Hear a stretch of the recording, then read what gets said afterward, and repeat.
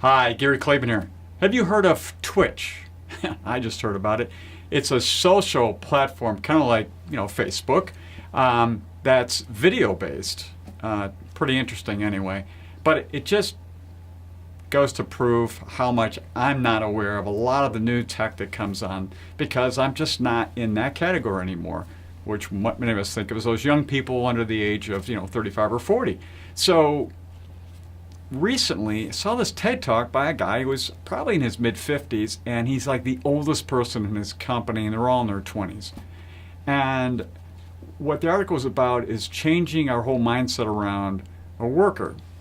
We used to always talk about, still talk about knowledge workers. Instead, this gentleman is a wisdom worker. Now, it's got two facets to it. The first facet is basically interning publicly. In other words, this man's working for a very popular site that you all know of, and he's basically having to learn a whole bunch of new tech.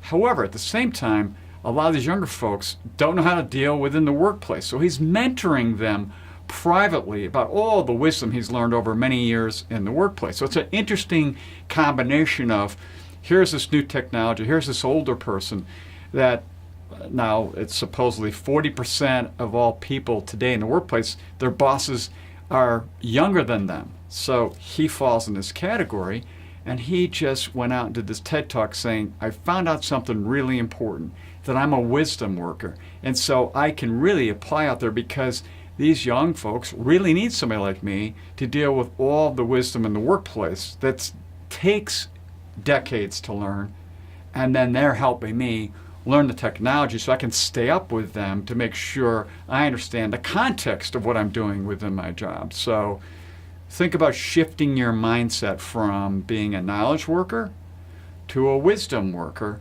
and I believe you're going to see a lot more opportunities out there based on looking at it from that perspective.